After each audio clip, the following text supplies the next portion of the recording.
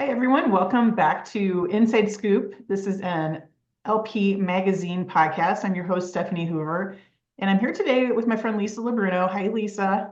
Hi, Steph. How are you? I'm great. I'm great. So, Lisa and I were just chatting beforehand about all the things that are going on in our lives, and we're both super freaking busy. I know. And nothing has slowed down for you, ma'am, even in your new role, which we'll talk about what you've been doing and the Communities Foundation, which I'm really excited to hear about. Before we jump into that, Lisa, I know you're a professional woman, you got a lot happening. What do you do for fun? What's your work-life balance like? Oh, that whole work-life balance thing, huh? I'm 30 something years into a career and I still haven't figured out the work-life balance or if it's even achievable. What do I like to do for fun? So I am very much a family oriented person. Steph, we've had lots of time together and conversation. My daughter is my joy, and love to spend time with her. She's in college now, so I don't get to spend as much time with her as I'd like, but all of our time is quality time, family. I've got five siblings, lots of nieces and nephews. Whenever I can grab some time with them, it just brings a lot of joy to my life, my friends. I'm much more a one-on-one friend person. I'm not a big Yeah. group friend thing. I appreciate the relationship piece of I hear friendships. you. So I love to go out to dinner with a good friend. Aside from that, I like to work out. Lots of outdoor exercise, clear my head, uh, watch basketball, play basketball, anything with a basketball, I'm You're very all in. happy to do. So I try to introduce just, the people and sports is really my thing. Yeah, this is why you and I get along so well. We have a lot in common for sure. What is the secret to getting your daughter to stay in touch with you? I mean, my daughter is only 45 minutes away, and I'm like, hey. So I've got the opposite problem, where Ah, she calls me 10 times a day and like has no respect for the fact that I work full time, which I rather have that yeah. problem, right? Yeah, so look, she's an only child. Okay. I'm told only children are different. She's They're got no special. problems staying in touch. We keep Nice. it light, keep it funny. Yeah. Um, you Yeah. know, so so yeah, it's all good. Nice. Yeah, I found that exchanging memes is like the main form of contact with my kids.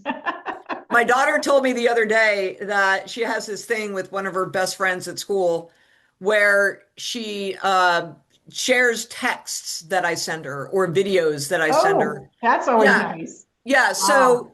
So apparently the other day when I texted her in the morning, I texted her something different than what I usually text her every morning. Hmm. And so it was sus to her, suspect. Yes, us. So she asked me for proof of life.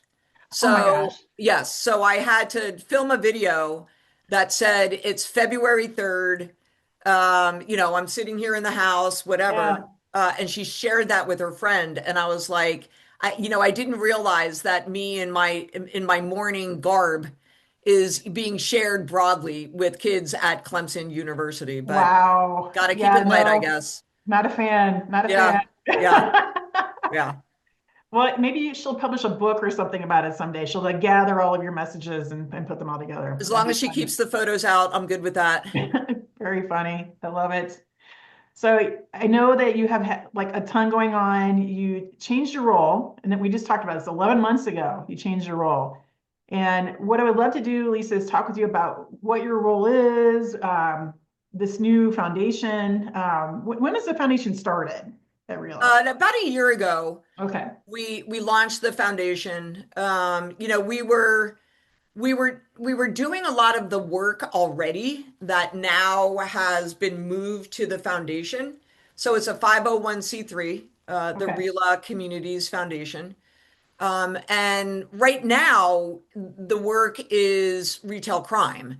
the hope and the vision is that we expand it to other areas. Really, Steph, what we're hoping to do with the RCF is build partnerships with local and public sector stakeholders to like build equity, right, at a Okay. local level, and at the same time work with those folks to make communities safer, which is something I love. I love the whole idea of keeping people safe and Mhm. helping communities thrive, and leveraging this amazing industry that we have to accomplish that.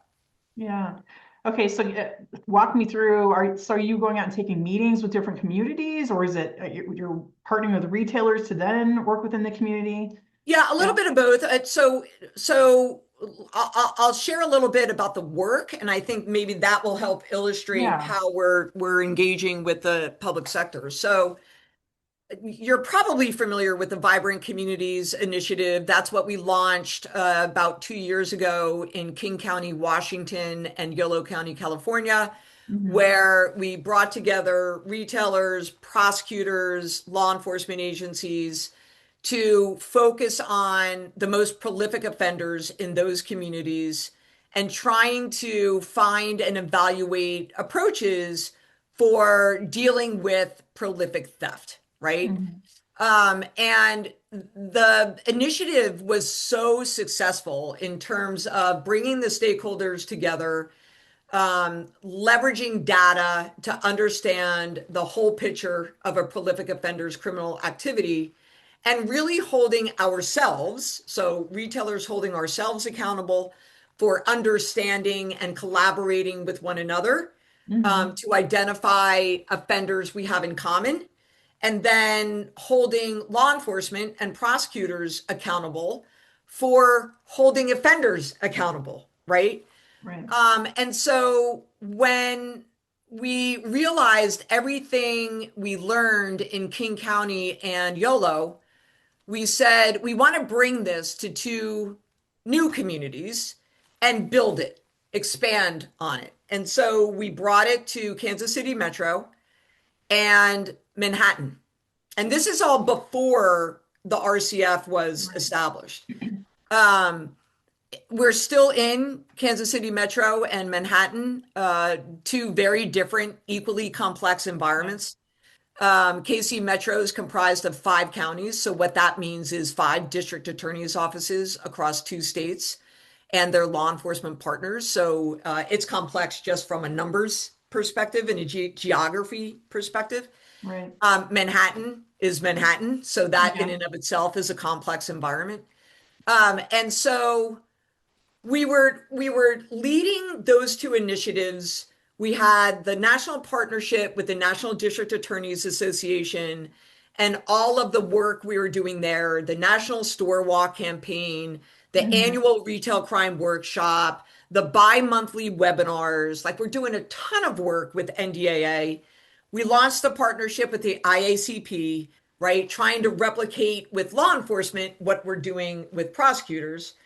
And Hmm. then we were approached by a couple of RILA members, and some other stakeholders asking us to take over and build upon a gift card coalition that had been formed by Homeland Security investigations in conjunction with their Operation Red Hook, as well as some of our RILA member companies. And they came to us and said, can you build out this coalition? And at that point, we said, okay, we've got all this retail crime work.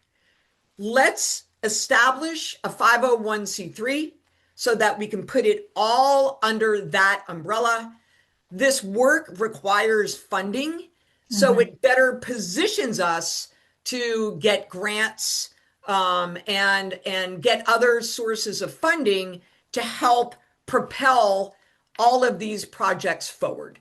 So Okay. it really was that some of the work came first. We established the RILA Communities Foundation, brought all the work under the 501(c)(3, and now we formed a board. We're building out the effort within the retail crime space.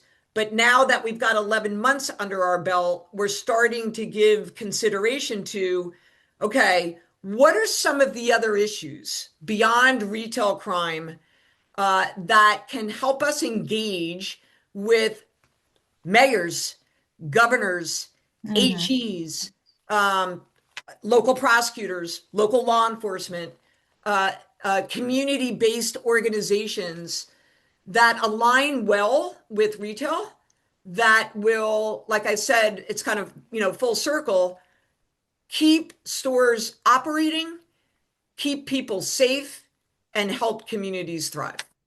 Does that make sense? It does. It seems like a Herculean effort. Like I'm like, oh my gosh. And so is the idea to then replicate this in communities then? Okay. Yeah, So so what we did, Steph, is so VCI, right? The King County, YOLO, KC Metro Manhattan, it's a very labor I'm intensive sure. initiative, right? Yeah. So we hold weekly calls in each jurisdiction, and there's just a lot of work that's going on. And so we were approached by a couple of other prosecutors who asked if their jurisdiction could be part of a VCI pilot. So, like, no better compliment, right, than that, right? Mhm. And we said we just don't have the bandwidth to do that. And so what we came up with is VCI Lite. So VCI Lite is a version of VCI that sort of follows the same framework, but doesn't require all of the resources that VCI does. Mhm. And so we launched VCI Lite in Atlantic City, New Jersey, a couple of months ago. Okay. We're planning to launch VCI Lite here in about another month in another jurisdiction. And we're hoping that the learnings from VCI, the learnings from VCI Lite, we can bring that all together into a air quote playbook that Okay. we can share in communities across the country, leveraging our partnerships with the NDAA, the IACP. Like, you can't do this work without prosecutors and law enforcement, as well as some other stakeholders, right? Right. Given the partnerships we have with the two biggest associations that have prosecutors and law enforcement among their members, we think we've got the right sort of ecosystem in place to really make things happen at a local level nationally, if that makes Okay. sense. So it's not so much boots on the ground from RILA and the foundation. It's more you're the conduit. You're making the connections happen. Is that, am I Yeah, reading it correctly? we're the facilitator, Got right? it. We're the convener, but we also are the neutral third party who can very comfortably hold stakeholders accountable, Okay. right? Example, uh, and total hypothetical, right? I'll just use law enforcement as an example. Let's just say we've got a couple of fence locations that we're investigating as part of BCI. Hmm. And there's frustration on the part of the retailers that law enforcement is not working fast enough, right? Because law Hmm. enforcement is so strapped with their resources. Individual retailers don't want to go to the law enforcement agency and say, guys, what gives, right? Right. But the RCF, like, we're a neutral third party. We're just here to make everybody successful, right? To make communities safer. We're not looking to, throw anybody under the rug, but we can go to law enforcement and say, guys, like, what gives? What's the hang And if up? they want Yep. to get mad at us, they can get mad at us. That's okay, right? So we're sort of we're we're we hold folks accountable. We make the connections. Hmm. We leverage our relationships with key vendors to bring data forward to help make these conversations more impactful and efficient. Okay. So how do you, especially for the longer term areas where like YOLO and KC, how are you measuring success? Great question. Really great question.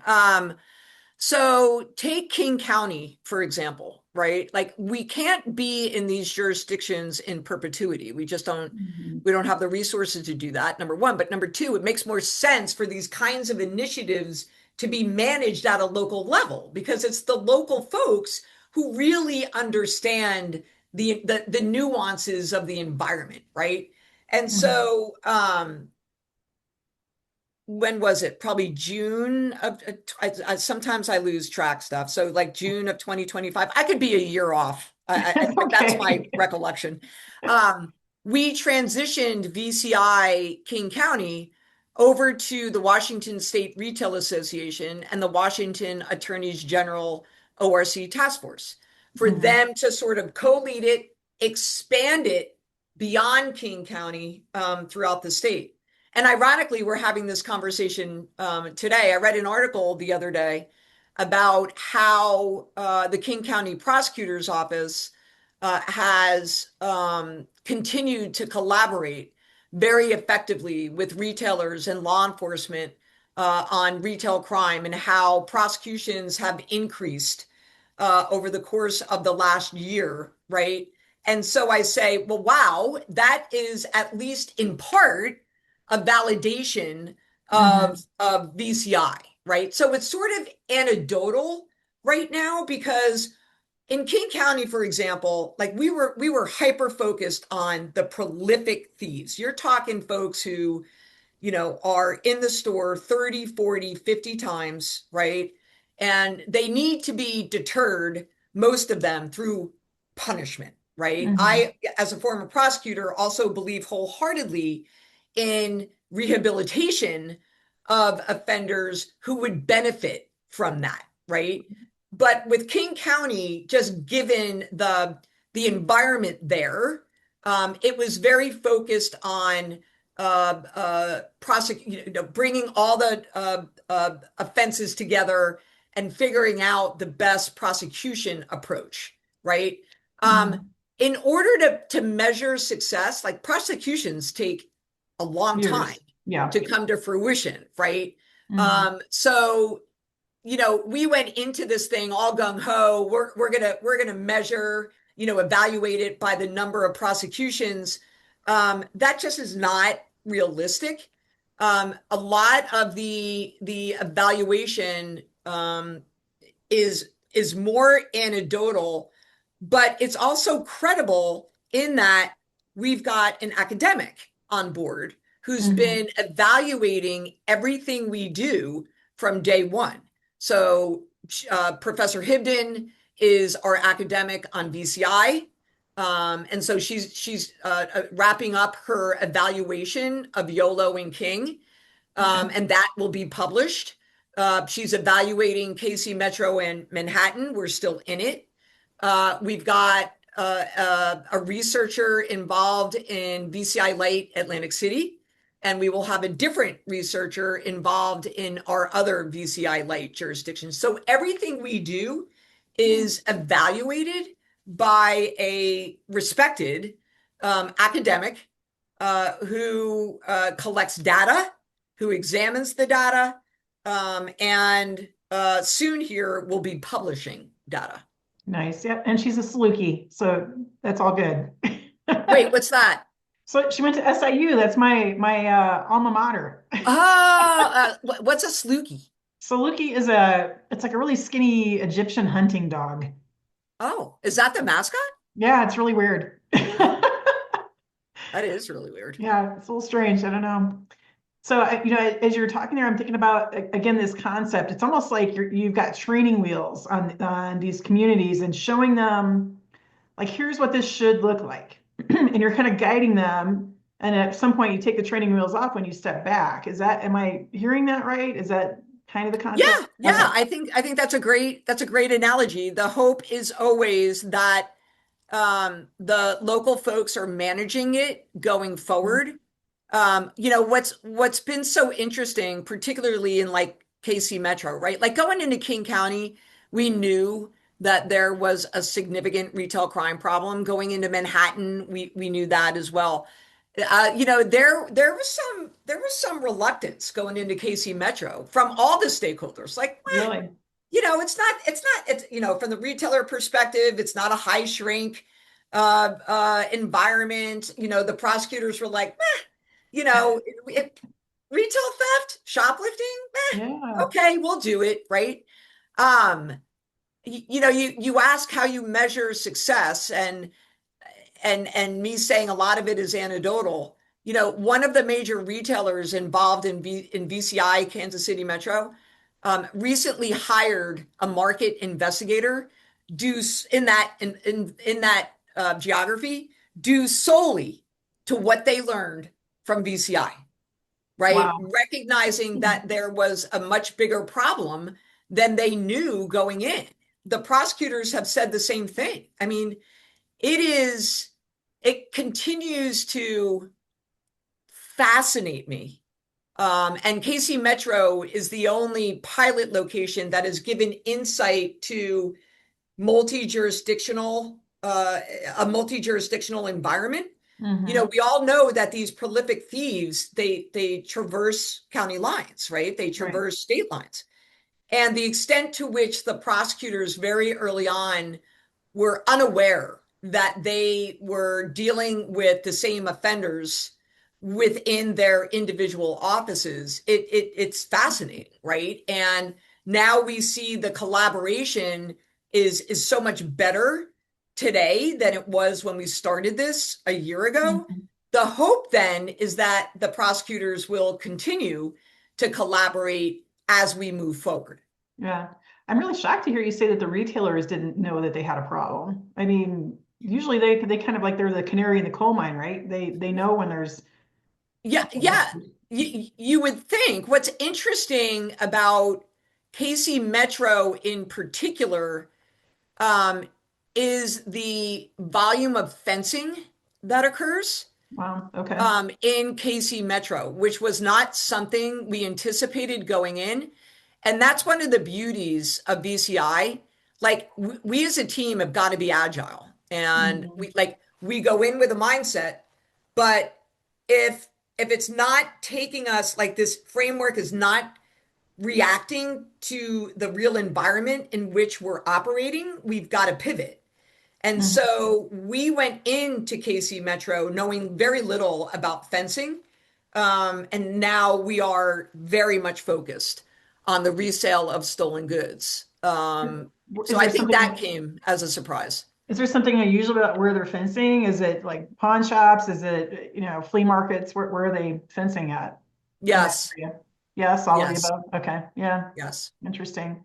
So do you guys get that granular? Like, so first of all, I can't picture you on every single one of these weekly calls, or are you doing that? Oh my God. Okay, that's a lot, Lisa. Yeah, and then in addition to that, because the fencing uh, effort has proven so valuable, we established a separate fencing effort within Manhattan and KC Metro, so that Hmm. in addition to those weekly calls in both jurisdictions, we have bi-weekly fencing calls with Wow. just in KC Metro, it's just the retailers.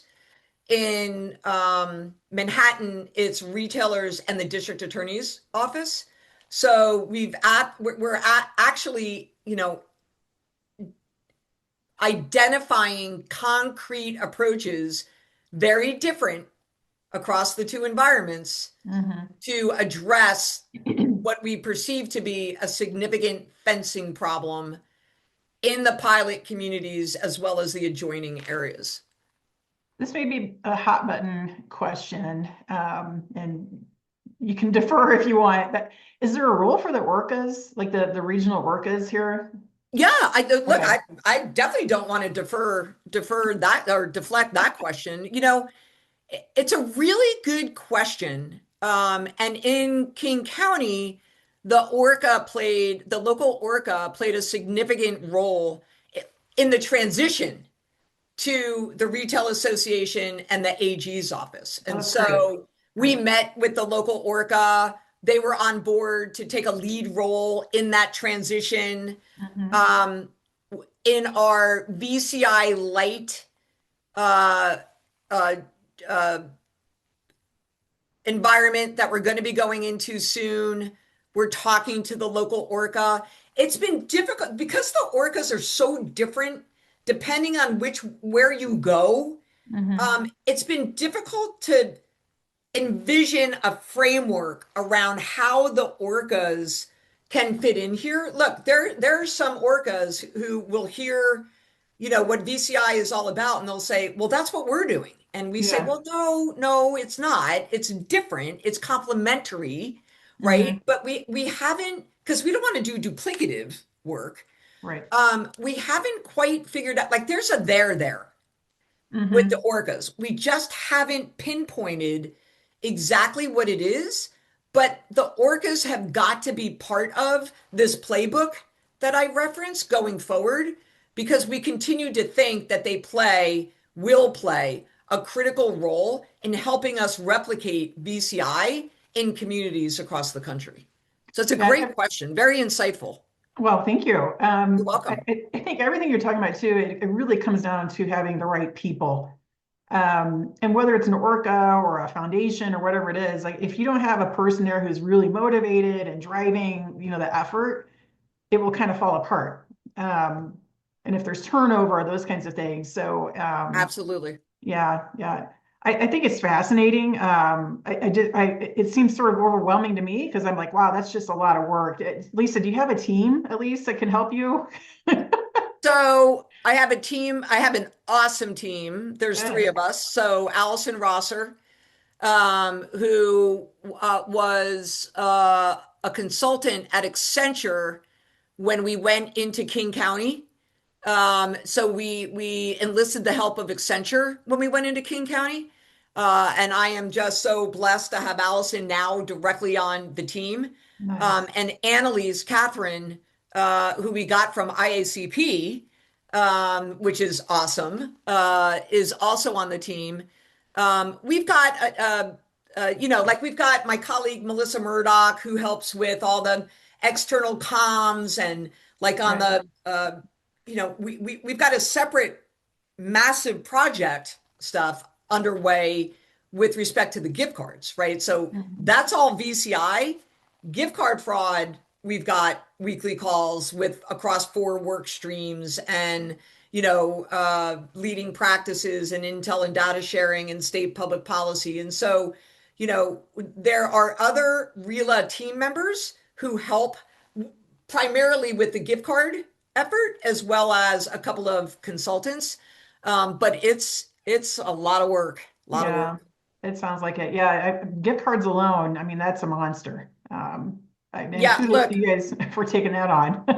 we're putting together our second annual gift card fraud prevention alliance workshop. That's a mouthful. Hmm. Um, so last year's kickoff of the inaugural event was like from 1 to 4. There's so much land to cover. Hmm. This year's in-person event is 8 a.m. to 4 p.m. Yeah, I can imagine. And we've learned so much over the last year around the evolving threat of gift card fraud, scams, tampering, tap to pay, all of that sort of thing. So we're hosting the second annual gift card fraud workshop in conjunction with our retail AP conference. So it's that Sunday Oh, great. in Good. April in Phoenix. Awesome. Yeah, I'm looking forward to that, by the way. Hopefully, I'm going to see you there, right? I'll be leading the workshop on Sunday, and then we'll have Awesome. some gift card sessions. We're hoping to bring in a couple of attorneys generals on the main stage to talk about gift card fraud and what their offices are doing, et Great. cetera. Awesome. So you and I were chatting, before we hopped on camera here about the fact that it is 25 years of the magazine this year, and this happens to coincide with kind of your career in LP or in retail started 25 years ago. Lisa, anything that jumps to mind, like 25 years when you reflect back on it, things that you've seen us achieve, or just anything that stands out to you? Yeah, what stands out to me, stuff is just sort of the maturation process that the AP industry has undergone, right? Like I remember, back in when I was in-house at the Home Depot, so much of my time was spent helping to manage the civil liability risk associated with making apprehensions, right? Right. And fast forward 25 years, AP organizations have matured. And I mean that in the most respectful way, right? Mhm. Like it's more about total retail loss, Right. and thinking about loss really from a more preventative intellectual perspective versus, making as many apprehensions as you can and, Hmm. meeting those apprehension quotas and that sort of thing and all the liability that brings to the environment. I'm so impressed with the AP leaders that have come through the ranks, the young leaders who are out there today. Some really, really I'm sharp, just smart people out there. I've been really so impressed. smart. It's just to me, it's just a more professional, Hmm. more like sort of intellectually focused industry. Um, and again, I mean that most respectfully. I just think, we had to evolve with Hmm. the environment. And I have so much respect for the AP leaders out there, given the complex environment in which retailers are operating today. Yeah. And, frankly, the emotional environment in which we're operating today Hmm. and, the scary things that happen, right? I mean, 25 years ago, I don't recall that we were talking about active shooter and civil unrest and Yeah. looting and, these are stressful emotional topics that can really have a toll on the best leaders in the Yeah. industry. And I'm just so impressed with how the leaders Yeah. have navigated it. Yeah, they really stand up to the challenge. It's pretty impressive, and I think and they take more and more responsibility. That's one of the things I've seen over there is we've become less of a security function and more of just all encompassing like fingers in every part of the pie in the retail landscape, which I think is it's great. We Yeah, have I a mean, that's different, no better illustrated than what the industry did through COVID, right? yeah, yeah, Um, you know, uh, I might be biased, but from my perspective, the AP industry played, I'm just going to go out there and say it, the most vital role to their organizations, to their stores, yeah, in enabling those stores to continue to operate while at the same time keeping people safe. Like without AP, I think it would have been a different outcome for a lot of yeah, retailers. 100% agree with that. So we're coming up on the end of our time, and I'm gonna throw one last question at you, and this will Yeah. take a different direction. So I would like you to give a tip to an AP person. Let's like give a 101 tip to an AP person who is going to make their first appearance in court. What advice could you give somebody in AP who's never been in court before? Does it have to be just one? No, you can give several. Of Okay. course, Lisa. Okay. So the number one thing I would say is include all of the facts around the event in your original case report.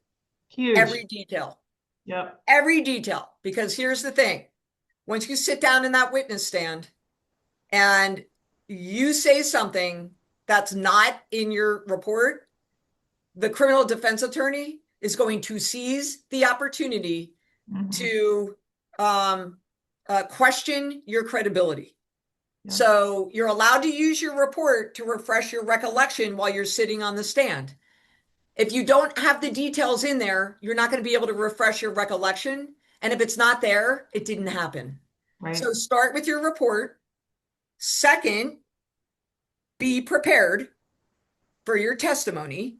Mhm. And what that also means is ask the prosecutor to do a mock testimony drill with you. No prosecutor will ever say no to that.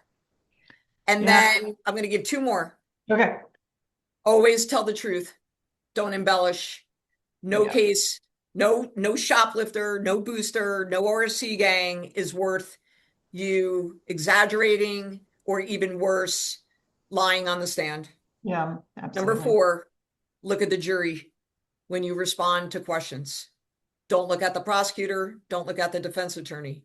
Look at your jury, connect with your jury, let them see you're human and Mhm. you're credible, and you'll be fine.